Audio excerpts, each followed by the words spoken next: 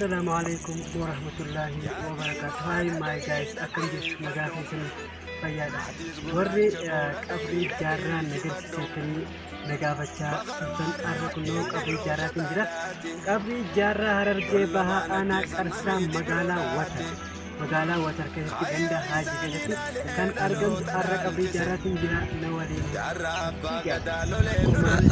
Isiniif ibsuu yaaletti har'a gara qabrii jaarraa isin daawwachiisuuf deemaa jira. Anaa fi saahiba kiyya dhugoomsaa ammaa saahiba kiyya Ramadaan mee wal bara itti. Har'a qabrii jaarraa daawwannee warri nu barsiisaa ta'anii qabrii jaarraa nu dura turtan nu har'aan tana qabrii jaarraa isin garsiisuu fi nu hordofaa. Ayyee galatoomaa. Akkam jirtu daawwattoota keenya kun warra jaarraa abbaa gadaa gameessaa fi sooressa goota iddoo awwaalcheessaatti argamna. Iddoon awwaalcheessaa kun eessa beektan magaalaa Watar Aanaa Qarsaa Gandaajiitti argamna. Isin daawwachiisuuf itti deemaa jirra. Harmee marraa lama wayi osoo si deesse haate marraa lama haate yeroo lama.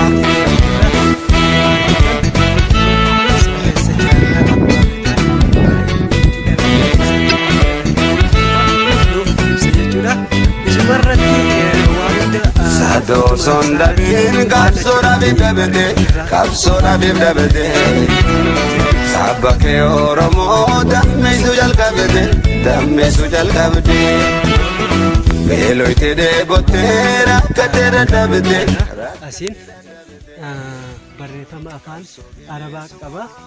Bismillahirrahmanirrahiim jeetii jalqaba. Kun immoo Abdulkariim Haaji Ibrahim Hamid kan jedhamu.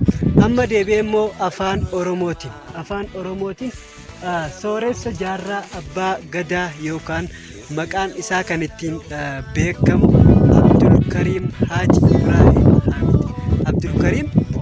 Ibrahim Hamid bara kam dhalate yookaan jaarraan abbaa gadaa bara kam boqote addunyaa kanarraa kan jedhu bara dhaloota isaa bara 19 kan dhalatee fi barri guyyaan inni itti du'e guyyaa Jim'ataa guyyaa 24 baatii 6 bara 2005tti addunyaa kanarraa boqote.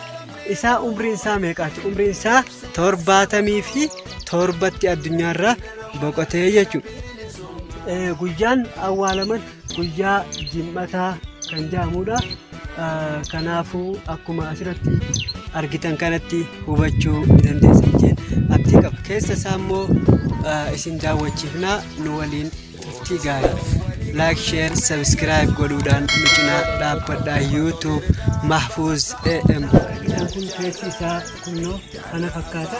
Qabriin sooressa jaarraa abbaa gadaa. Sooressa jaarraa abbaa gadaa goota keenya hayyuu keenya kan ta'e kunoo qabriin isaa kana nagaa fi rahmanni rabbii isaan irratti haa jiraatu. Kunoo kana fakkaata. Kun immoo kan irratti ijaarame asiin immoo barreeffama qaba. Barreeffamni isaa sooressa jaarraa abbaa gadaa. Sooressa jaarraa abbaa gadaatti jedhama.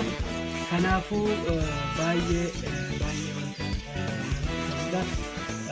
hedduu takkaan gammadee as dhufee qabrii ijaaraa daawwachuudha. Warri chaanaala Mahfuz AM taatan like, share, subscribe godhuun nu cinaa dhaabbadha. Wantootuma isiniif ibsuuf jaalletti har'a sooressa jaarraa abbaa gadaa kan daawwachaa jirtu saahiba kiyya dhugoomsaadha. Sooressa jaarraa abbaa gadaa akkuma alatti isiniif ibsuuf jaalletti sooressi jaarraa abbaa gadaa awwaalli isaa yookaan kana fakkaata. Sooressa jaarraa abbaa gadaa goota Oromoo hayyuu Oromoo fi beekaa Oromoo kan ta'e sooressi jaarraa abbaa gadaa ana biyyaatti as dhufee daawwachuudhaaf ibsi hedduu na gammachiisa. Akkumaan dura isiniif ibsu alatti Harargee Bahaa Aanaa Qarsaa magaalaa Watar ganda Haajii keessatti iddoo qaboota keessatti kan argamudha. Gamoon isaa baay'ee kana fakkaata. Jaarraa abbaa gadaa akkasumas maqaan isaa kan dhugaa Abdulkarim Haji Ibrahim Hamid kan jedhamu akkasumas gandi isaa yookaan maatiin isaa firri isaa kan jiru ganda Haji Nuugatu waan jiraniif namoota kanaa gadi achitti argama waliin turtii gaarii. Akkuma isiniif ibsu yaalletti kunis asirratti sooressa jaarraa abbaa gadaa barreeffamaan maqaa isaa asirratti kan barreessanii maqaan isaa kun kan qabsooti sooressi jaarraa abbaa gadaa Abdulkarim Haji Ibrahim Hamid maqaa ittiin beekamu maqaa warri isaanii baasee fi bara dhaloota 1928 guyyaan addunyaa kanarraa boqotan guyyaa 24 baasichaa bara 2005 umriin isaa waggaa 77 bareefu isiniif ibseetiin jira guyyaan awwaalamanii fi guyyaan addunyaa kanarraa boqotan gargar waan ta'eef iddoo biraatti Yamanitti boqotanii gara magaalaa Watar kan dhufan waan ta'eef guyyaan awwaala isaa guyyaa kami guyyaa jimmataa guyyaa 29 baatijaa bara 2005 kan addunyaa kanarraa boqotee fi rabbiin rahmata haa godhuuf jenna. Qabeen sooressa jaarraa abbaa gadaatii jira anaa fi rammishaa Watar rammishaa waliin jirra yookaan Ramadaan Maarufee maqaan isaati mee Ramadaan qabrii jaarraa akkamitti ilaalta maali hojiinaa jaarraa abbaa gadaarraa qabsoo inni oofaa ture kanarraa mee maal jedhama? Waan nagayyaa gaafa inni qabsoo kan dura jalqaburraa kan ta'e inni jechuun nama addaati jechuudha. Haji Ibrahim jechuun nama mana isaanii keessatti abbaa isaarra qabsoo jaarraa jechuun nama abbaa isaarratti qabsoo maaliif waan kana akkamitti uummata daleessistee waan kana marmeelattee jechuudha. Inni abbaan isaa marmeelattee waan akka shummoo affeelee fa'aa isaanii kan jechuudha buusee isaa dachii qotaadhaan akkamitti kana taa'aa jeetii marmeela sanarree waan isaan godhaa turaniif gannaqeef namaaf waan kana ta'uu qabu akkamitti kana taa'aa jeetii fincila abbaa isaa irratti jalqaba mataa mana isaanii irraa fudhate. Qabsoo kan eegale jalqaba manuma isaanii keessatti mana isaanii irraa jechuudha. Amma magaalaa Watar aanaa Qarsaa Irgee baha ganda Hajii keessatti argamti. Akkami eegumsi amma qalama kana cufa amma irraa wantoota jira. Namni isa kana eegee qalama kanaas bakka deebisee yeroo yeroon baari'uutu hin jiru akka magaalaa keenyaatti maaliif qalamni kun hin eegamu jettee yaaddanaa? Akka dargaggeessa magaalaa keenyaatti jechuudha. Kana irratti wal mari'annee qabriin kun qabrii guutaa waan ta'eef inni asitti awwaalamu miti carraa nuuf qaba. Maaliif ni beektaa inni kun hayyuudha beeka waan ta'eef qabrii isaatiin akka dargaggeessi akka magaalaa irratti ijaaramee qabrii isaatiin akka wanni takka irra hin buune gartee qalama kanillee haaromsinee jechuudha. Kana irratti wal mari'achuu jechuudha. Gisee amma kanatti roobni irraa dhiqeen amma haareetti amma kanarratti jechuudha bulchiinsa magaalaatti hojii wal taane qabrii kananii haaromsin jennee hedduu galatoomii waan interviiyuu waliin goote hedduu anaa fi saahibni keenya kunoo as waliin daawwachaa jirra. Mee haa ta'u as iftee qabrii kana daawwachuudhaaf mee maaltu sitti dhagahame akkamitti hubattoo qabrii jaarraa sooressa jaarraa abbaa gadaa goota hayyuu Oromoo fi beekaa Oromoo akkamitti ilaaltame kanarratti hoo maal jettanii?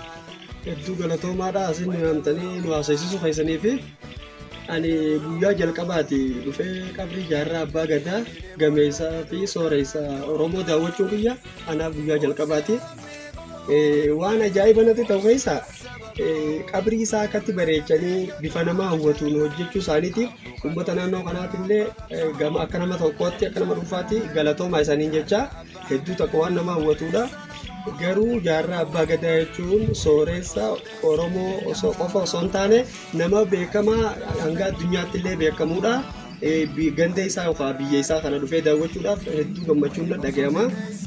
Sanirra dabree ani waa hunda waan kana caalaa waan hin haasa'u qabu waan hin asii guyyaa jalqabaa naaf ta'eef baay'ee waan hin irratti haasa'u qabu. Affidanii na daawwachiisu sababa keetii waan hin dhufee daawwadheef silleen galatoomiin jaa. Kanaafuu hedduu takka galatoomaan isiniin jira. Galatoomii asumarratti xumura daawwannaa keenya magaalaa Watar aanaa Qarsaa Ana Qarsaa magaalaa Wattar ganda Haajii kan jedhu qabri jaarraa sooressa abbaa gadaa daawwannee illee finnu hamileen asii deemnu illee hin qabnu garuu har'aaf sa'aatillee asirratti waan nurraa dhaabbateef kan biraa iddoo gootonni biraa jiran baay'eetu jira waan ta'eef inshaallah rabbii wajjin iddoo sanis dhaqee isinii wal isin daawwachiisuudhaaf hamilee fi hamileen teessanii fi jajjabinni keessan na cinaa dhaabbachuu waan qabdaniif maatiintu achi jalatti argitan san nuuf dhufaatii nu jajjabeessaa nu gargaara wanta kana bichaa osoo hin ta'in bakka gootonni Oromoo jiran hunda isaa deemnee haga dandeenyetti isin daawwachiisuudha wanti nu daangeessu tokkolleen akka hin jirre chaanaala Mahfuz AM like share subscribe